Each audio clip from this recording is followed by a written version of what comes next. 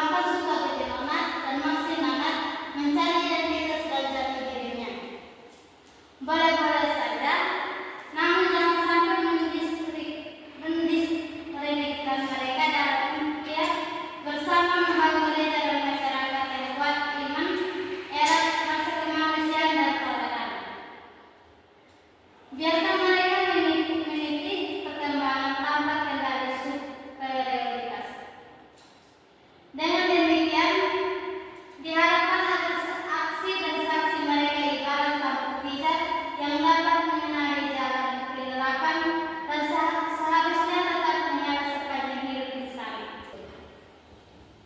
Kehidupan orang muda Katolik hendaknya merupakan wujud dari keyakinan terhadap perangan dekret ini. Akannya yang cerdas untuk mereka sejalan baru menuju sebuah dunia yang diganti oleh kasih sayang sehingga pretensi dan agan-agan hampa akan meleleh habis sebagai sebongkahan es yang mencair ditimpa sinar terik matahari. Setiap perjumpaan di dunia ini bermakna asalkan kita atentif dan responsif terhadapnya.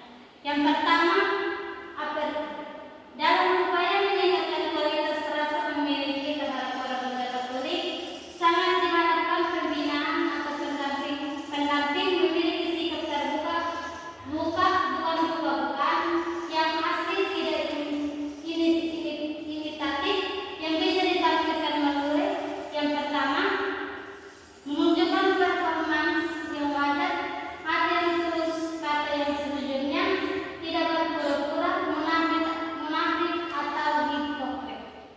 Yang kedua, membangun suasana kebersamaan yang didukung oleh motivasi sekaligus dijadikan daya dorong yang ampuh untuk memberi diri, mengabdikan diri secara total, memimpin bukan mengatur mereka menuju pembentukan kepribadian yang integral.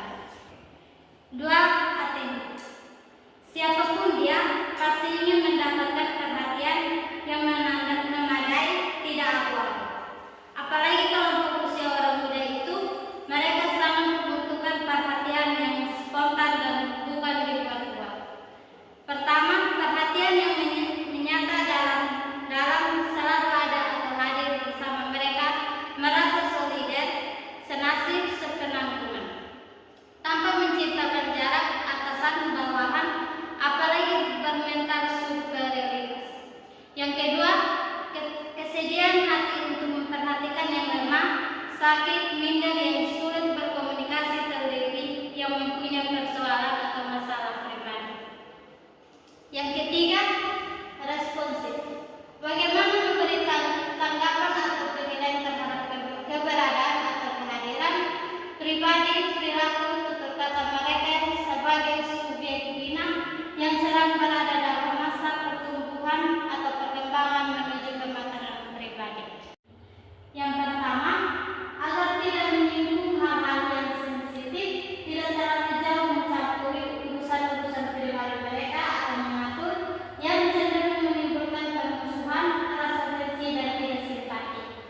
Yang kedua, kritik membangun untuk membesarkan hati mereka, perlu mendapat porsi yang pas, tidak berlebihan, jangan sampai timbul kesan bawahan cuma.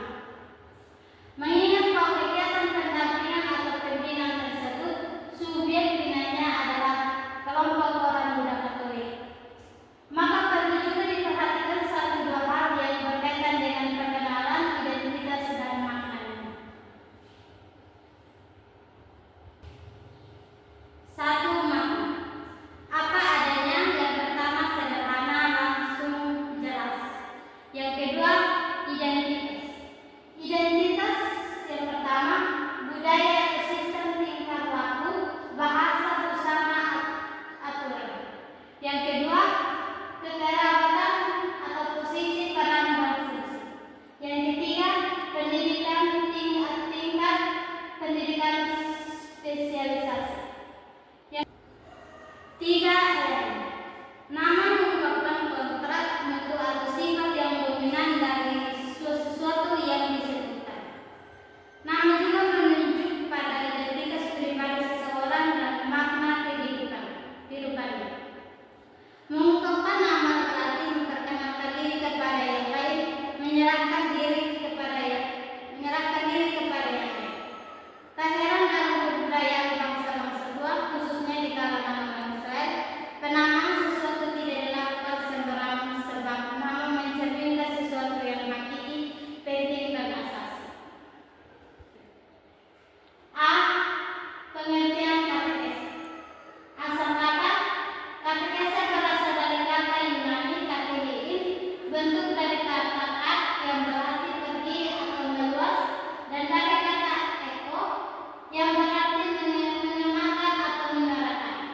Jadi katimin berarti mengenakan atau menyuarakan keluar.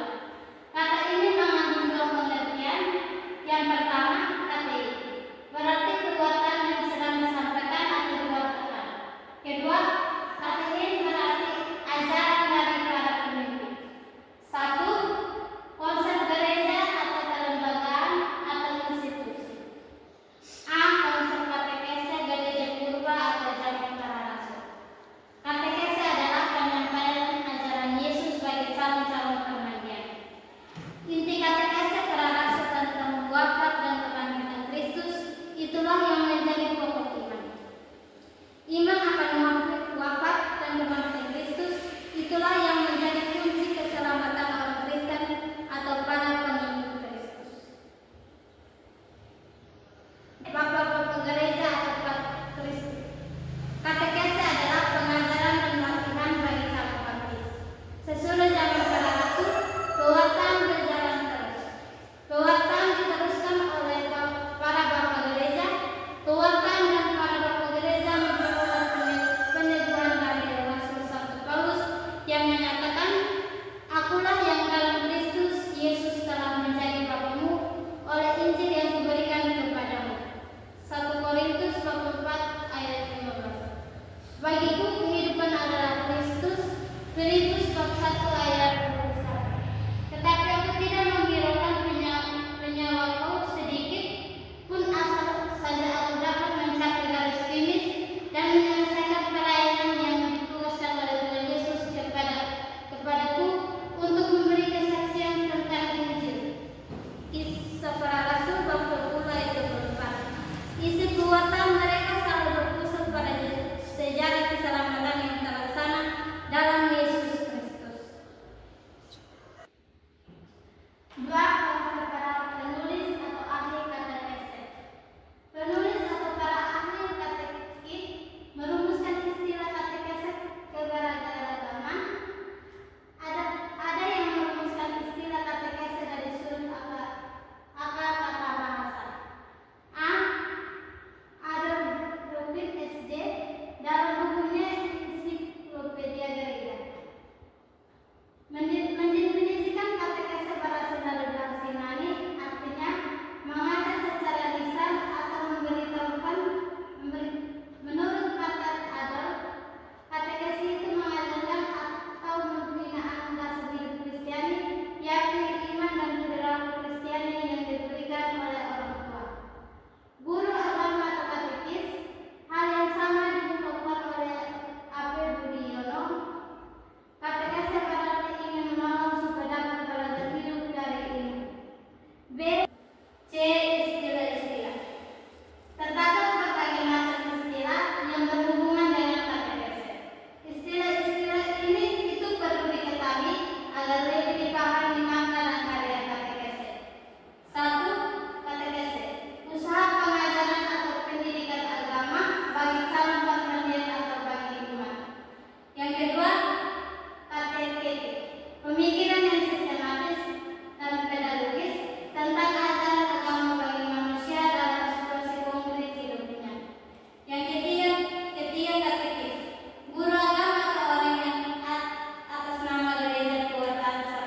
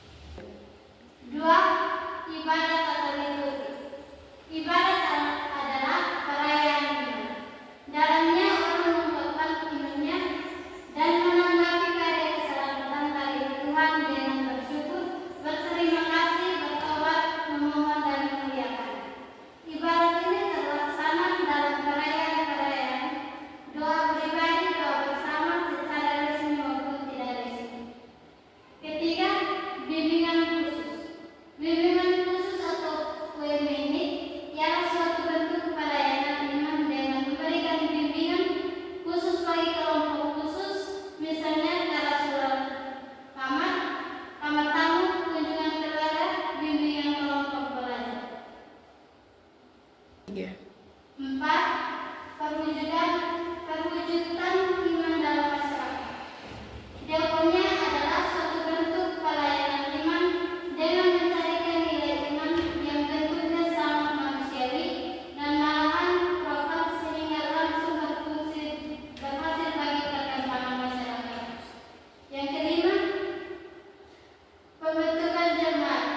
Pembentukan jemaat atau kainnya ialah suatu bentuk pelayanan iman dengan memperhatikan segi kebersamaan dalam jemaat. Misalnya, kerukunan dan kerjasama dalam umat, nilai-nilai dan ciri khas kehidupan kelompok umat dan saran-saran. Hubungan ilmu-ilmu lain dengan katekese. Yang dimaksud dengan ilmu-ilmu lain di sini ialah ilmu manusiawi dan teologi. Ilmu manusiawi ialah pemikiran yang mau mendalami diri manusia, masyarakat, dan alam sekitar berdasar terang budi, seperti antropologi, sosiologi, psikologi, pedagogi. Teologi adalah pemikiran menyoroti manusia masyarakat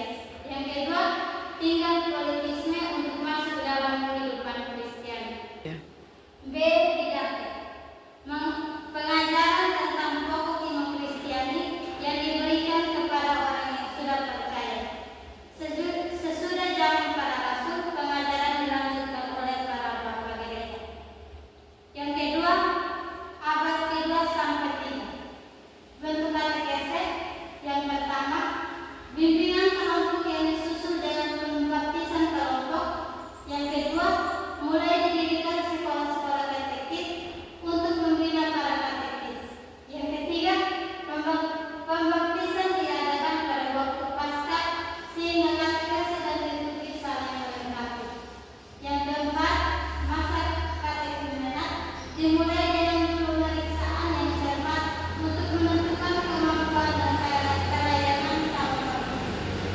Yang kelima, selanjutnya disampaikan kuatan Injil dan pengajaran tentang pokok-pokok iman Kristiani. Yang keenam, metode yang digunakan adalah metode non-formal.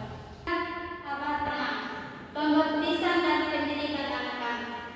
Situasi katekese yang pertama, jumlah katekumen menurun. Yang kedua, bahan katekese dipadatkan sehingga persiapan calon baptis hanya berlangsung selama beberapa minggu. Pembinaan ini selanjutnya diserahkan kepada gereja setempat.